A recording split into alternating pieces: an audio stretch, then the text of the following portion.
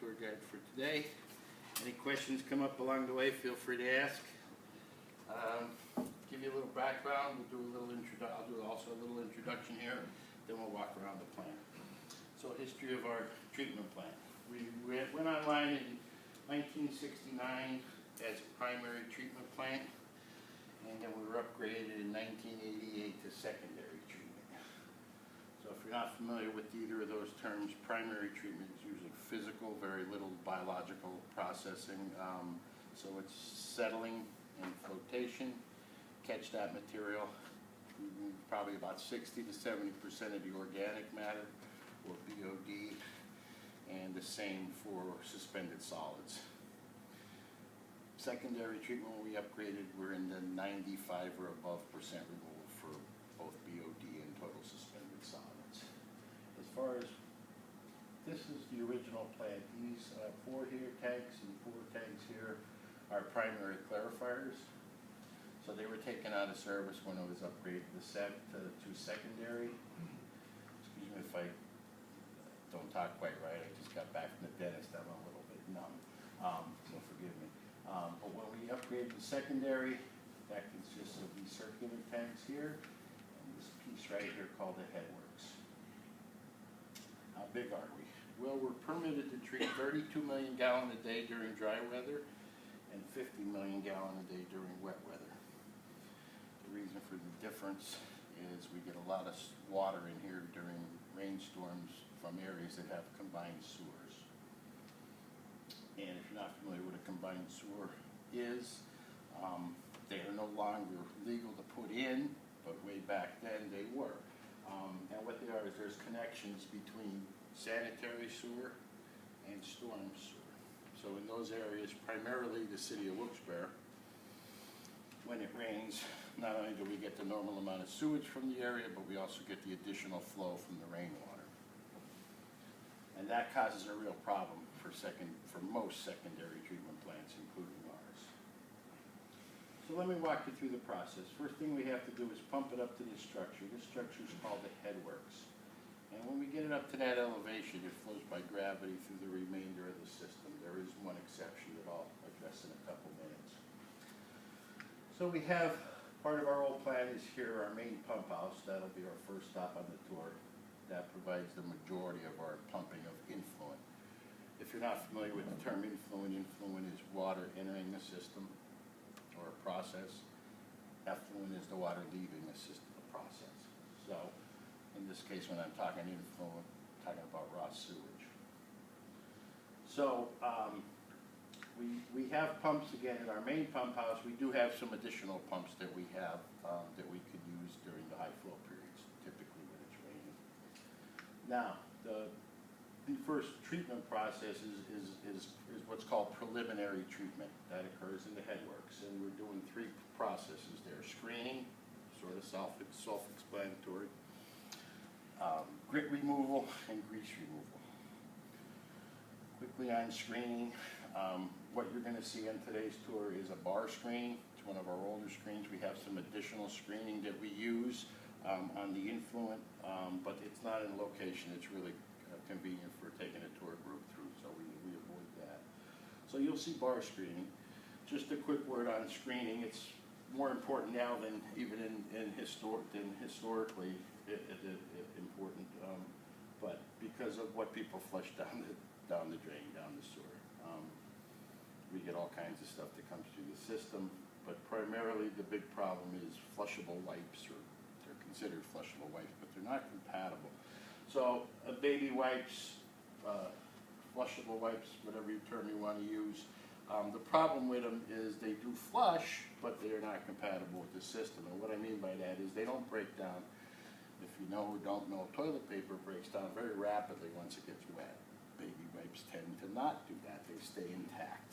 So they get in the system, they accumulate in certain areas, they wrap around moving parts like an impeller, let's say in a pump, and cause blockages, all kinds of problems, increased maintenance on those pieces of equipment. So they're a real problem, not only here, but throughout the country and probably throughout most of the modern world.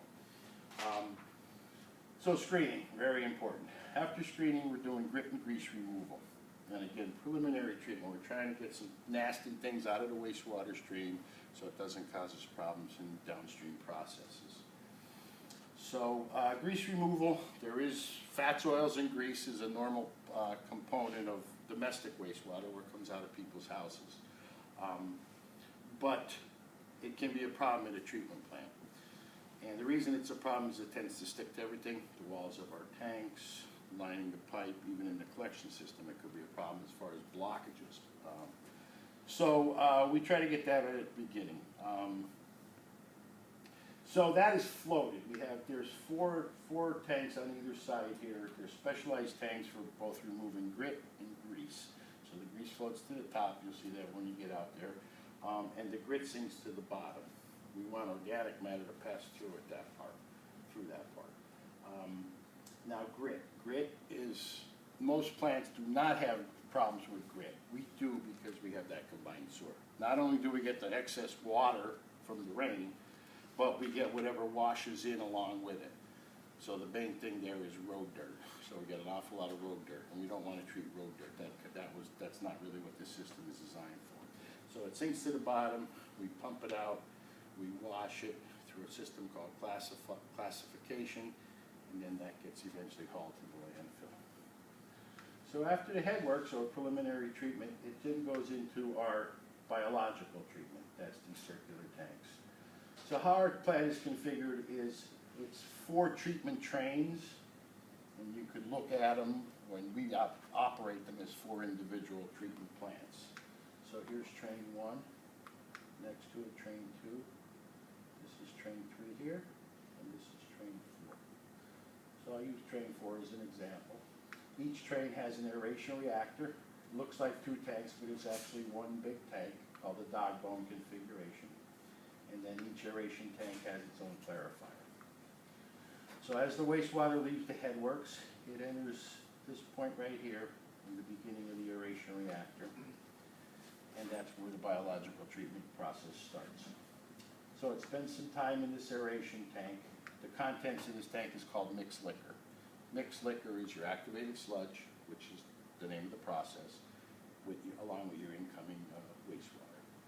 Activated sludge, it's mostly bacteria and different kind of microorganisms such as protozoan, but the majority of our work is done by bacteria.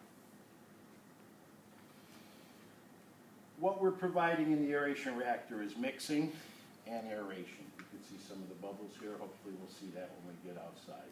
So the bridges circulate, move around the tank, keep everything mixed, and attached to the bridges is our aeration system.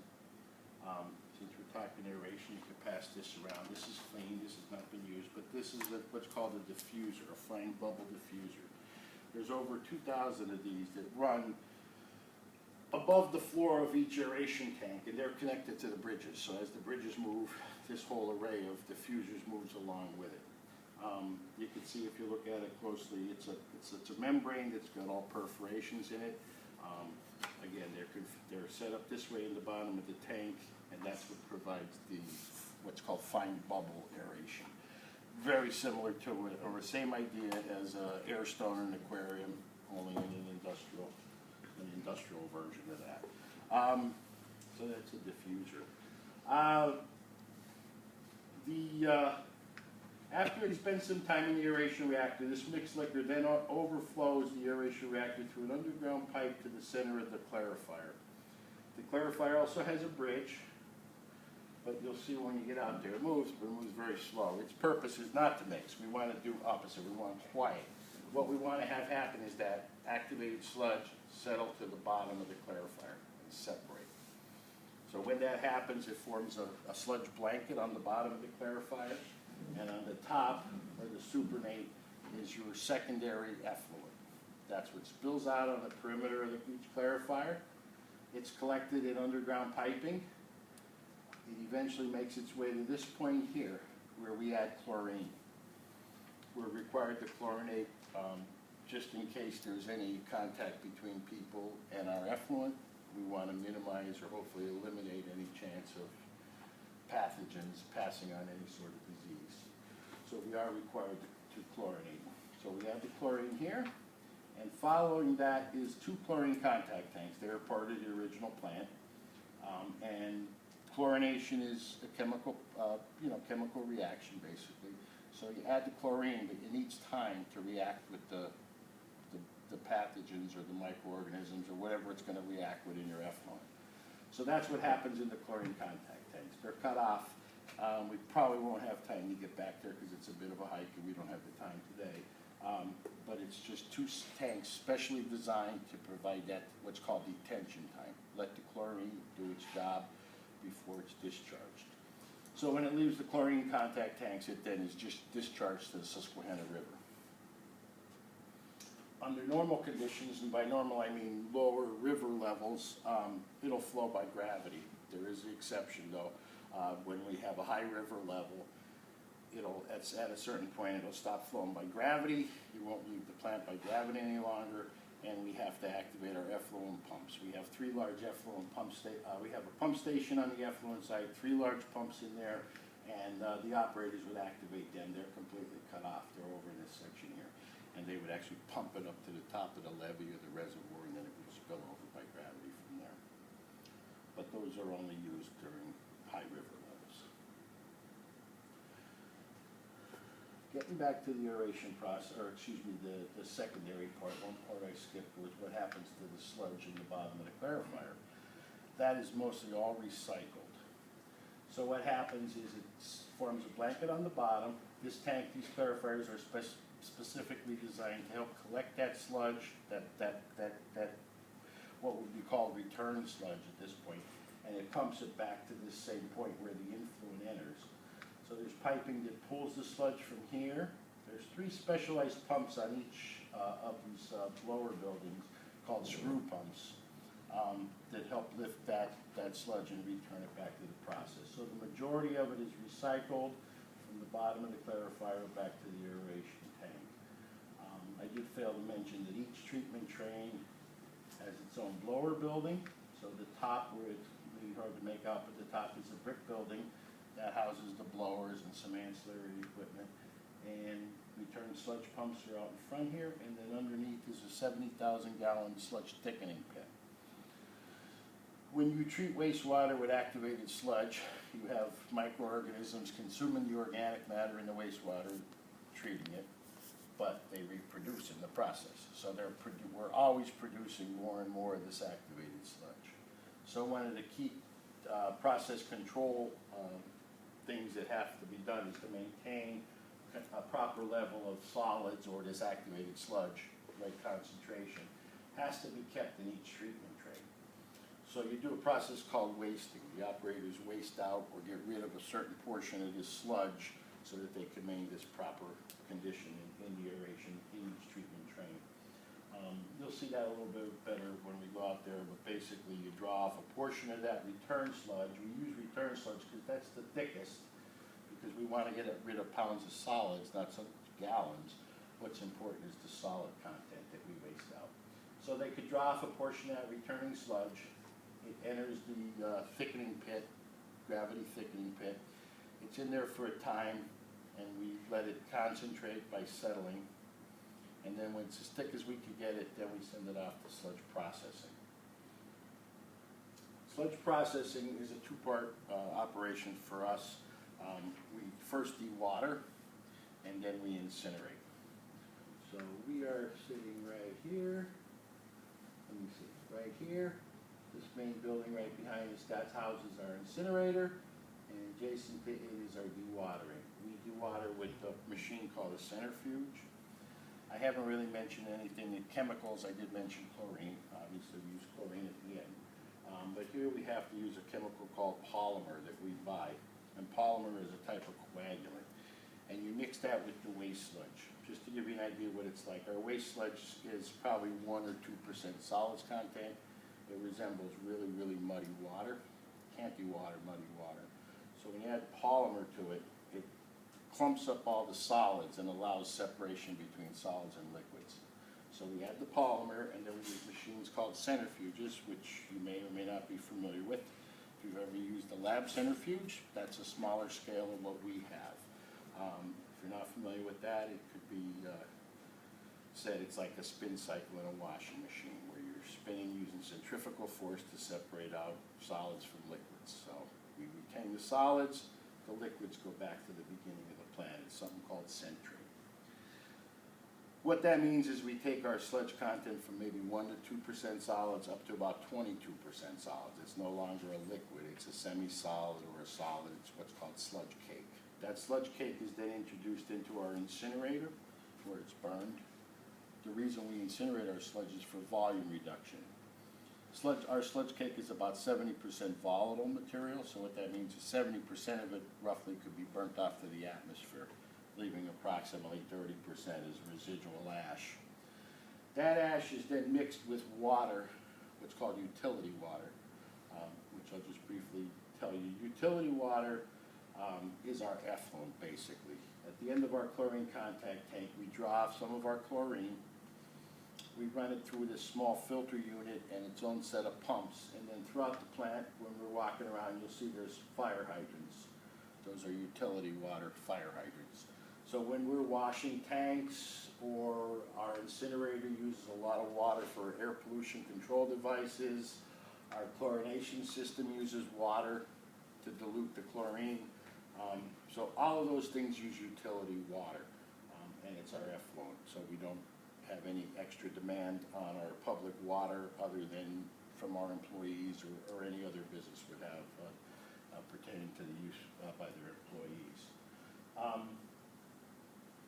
Well, where was I? Okay, on the dewatering. So the utility water is mixed with this ash that comes out of the incinerator, made into a slurry, and then that's pumped back to our ash lagoons, which are located here, which you guys may or may not have seen on the drive-in. As soon as you came in our gate, on your left-hand side, you'll see some big piles of red-looking stuff. That's our incinerator. That's sludge ash. It's red probably because of the iron content. It's got a pretty good iron content in it.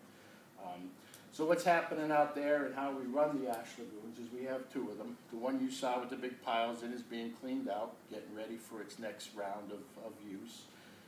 The one behind it is actually being used, so it's filled with water. It's that ash slurry. Ash settles to the bottom of the lagoon, and the water is returned back to the head of the plant or the beginning of the plant. So as the lagoon becomes full, we switch to the empty one, and you see what happens next. We let it dry out. We hire a contractor with an excavator. He piles it up. We try to get it as dry as we possibly can, or he tries to get it as dry as he possibly can, and then it's scooped into dump trucks and taken to the landfill. So our waste sludge in the form of ash, the screenings that we collect, the grit and the grease, all eventually is disposed of in the landfill. It's all collected up as far as screenings, grit, grease, put it in a 20-yard dumpster, and when that becomes full, off it goes. All right. I mentioned early on about the dry weather, wet weather flow. Our normal dry weather flow is about 22 million gallons a day. When we get rain, because of that combined system out in the field, that could easily go double, triple, quadruple. At about a little over 100 million gallon a day, maybe about 105 million gallon a day, which we would only see during extended extreme rain events, you know, tropical storms, stuff like that. We have no more pumping. If we can't pump it into the plant, we can't treat it. So at about 100, 105 million, we're maxed out. All of our influent pumps are running, and we can't treat any more than that. That rarely occurs, but it does occur during extreme weather. So what would happen if we did nothing? What happens is the hydraulic force of all that excess water pushes so much of this mixed liquor or this sludge into the clarifier. What's normally a 2-foot blanket on the bottom of the clarifier grows and grows and grows, and it can grow to the point where it just gets washed out of the clarifier and to the river, so we don't want to have that happen. So in our permit, the state allows us to divert some of that water into our old primary tanks. So we have 8 primary clarifiers or primary tanks.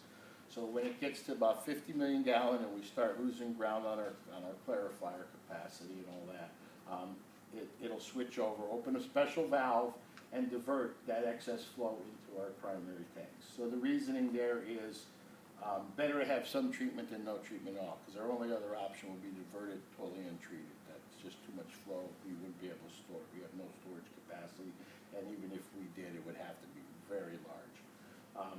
So we get secondary during wet weather, high flow. We get secondary treating about 50 million gallons a day, and then the excess is sent over here where it gets primary treatment. It gets metered. There's a metering station. We have to know and report how much went through primary, and then it mixes with our secondary effluent, gets chlorinated, and goes out. So worst case scenario, when it's really raining out, these tanks will all be full. We'll be getting primary effluent here, secondary effluent out of here, combining it, chlorinating, and out it goes. So that's how we deal with the wet weather flows. One last topic I want to cover is nutrient removal. Nutrient removal we never had limits for nutrients prior to a few years ago, something called the Chesapeake Bay Initiative, and that put limits on us for nitrogen and phosphorus. And these limits are a little different than some of the other limits in our permit in that we're allowed so many pounds per year, per calendar year. So if we can meet that, we're fine.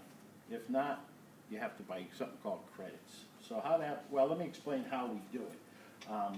We were supposed to get upgraded probably $25 million or more of upgrades in equipment, additional what's called denitrification filters, a lot more equipment, a lot more expense, chemical purchases, all that. So we avoided that. And how we avoided that, we did some work in-house, and we installed probes here on our aeration reactor. Now prior to this requirement, our aeration blowers run all the time.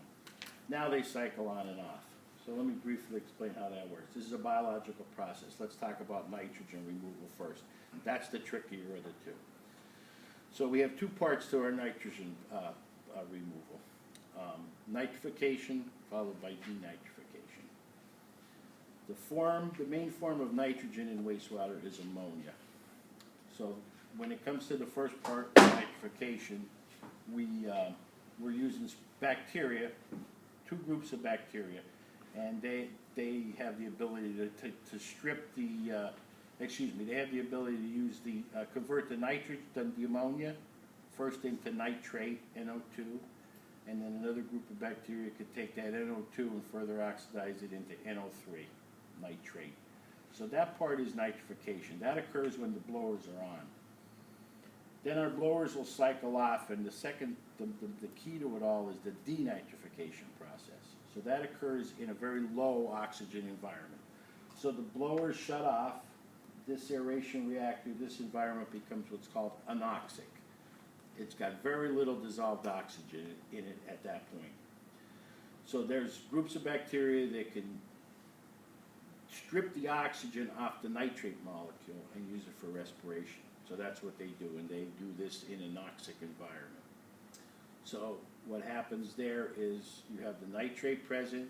These bacteria strip the oxygen off the nitrate for respiration, and that leaves nitrogen gas, N2, which then can bubble out of the process and go to the atmosphere and thereby remove nitrogen. And that's how we meet our total nitrogen limits, because the limits are for total nitrogen. So all those different kinds of nitrogen species get added up, and that's basically total nitrogen. The phosphorus is a much easier process. A lot of plants just have a phosphorus limit, and you could buy chemicals to add to act as a coagulant that will bind chemically with the phosphorus in the wastewater, sort of attach it to the sludge, make it so that when you waste sludge out, the phosphorus goes with it. Chemicals like aluminum sulfate is widely used for that particular application. We do not have to do that. We don't add any chemicals. We did install some, let me see here and here, these two little white buildings. We did allow the engineers to design and install a couple chemical addition areas, but we have not used them. So how the phosphorus removal works is we use a process called luxury phosphorus uptake. And how that works in conjunction with your nitrogen, your nitrification, denitrification process. So you have certain groups of bacteria or certain types of bacteria that can accumulate phosphorus in their cells. And they're aerobic bacteria, so they're happy when the blowers are on. When the blowers shut off, they become stressed. And what they do when they become stressed is they dump the phosphorus that they have inside their cell. They dump it out. Blowers come back on and they think everything's cool again and they're happy. So they start up, then they want this phosphorus. So they start to uptake it from the liquid that's around them. So over time, what happens when you're cycling between that aerobic and anoxic conditions in your tank, you're basically tricking these bacteria, these certain phosphorus accumulating organisms, to load up on phosphorus, and then when we waste them out of the system in the wasting sludge, the phosphorus goes along with them, or along with the waste sludge. So instead of a chemical grabbing it and taking it, we're using microorganisms to load up on it, and out they go when we waste them. So that's how we get rid of our nitrogen and phosphorus. It's been a real success for us. I threw out a number there, about 25 million of improvements. What it meant to us is we had about $400,000 that we did in-house, and that was almost entirely for the probes and the control system, where we're monitoring. We monitor dissolved oxygen, but ammonia is an important one, and also some of them we monitor nitrate. But really, the process works on monitoring ammonia and dissolved oxygen. And then we use what's called a programmable logic controller. It's basically a mini computer, and based on set points, what it's seeing in the tank, it will cycle the blowers on and off. A couple benefits to that is electric costs. Here at the plant, we see at least a $25,000 per month reduction in our electric bill. These blowers that I mentioned are quite large, they're several hundred horsepower apiece, so shutting them off for a period of time saves a considerable amount of electrical energy. The second thing is something called trading credits. A little bit unusual for wastewater to have a trading credit or a credit program. It's been used in air pollution, I believe, for a long time, but not really, certainly in the state of Pennsylvania anyway. But how that works is, let's just say, for example, we're allowed 100,000 pounds of phosphorus discharged per year, and we only discharged half of that. There's a paperwork process that you could go through to convert that unused portion of your allotment of phosphorus into trading credits. And how that works is, again, if we only used half our allotment, we could conceivably convert the remainder, or the 50,000 pounds of phosphorus, into credits that then could be sold to other people who need them to meet their limits. So somebody might be over 10,000 pounds. They just buy 10,000 pounds worth of phosphorus credits, and they are now in compliance. So we see, I think the latest number, and I'm not really involved in this, so I don't know a lot of the updated numbers, but it's probably well over $1 million a year in revenue that we get to collect from the sale of credits. So another place might need so much nitrogen, so much phosphorus. If we have it available, we can certainly sell it to them. I believe we have a broker that we use to manage that, selling of credits. And the price varies, supply and demand. A lot of credits, price goes down. Few credits available, price can go up. So I don't know where we're at currently. It's probably averages in the $12 to $15 per pound cost for somebody to buy credits. But again, it varies. And with that, I think I covered everything. Did I miss anything? I think you got it. I think I got it. I think you got it. Nope. I don't know what we got. Oh, the bacteria. Yeah, I have a couple. This is something still a work in progress, but I do like to show it. We bought a new camera for a microscope. So let's see what we have here. Let's see. So this, one of the problems I'm having is the speed. They don't normally move this fast, so this is probably double or triple speed. But what this is a flock particle. If you're interested, when we get out on the dog bone, out on the aeration tank, if you look into the mixed liquor, you'll see it's made up of tiny little particles. You can kind of make that out with your eyes. But under a microscope, this would be a flock particle, so we'd have a whole bunch of them. That's our sludge. And it's made up of bacteria. You can see these little filaments. It's actually made up of a sort of a network of filamentous bacteria with a whole bunch of different organisms and whatnot, solid stuck to it. What you see moving is these are a type of protozoa. Operators would commonly call them crawling cilius. So what's important with this is seeing this, when you see these kinds of microorganisms in your sludge sample, those are all indications of a very good, stable mixed liquid. That one.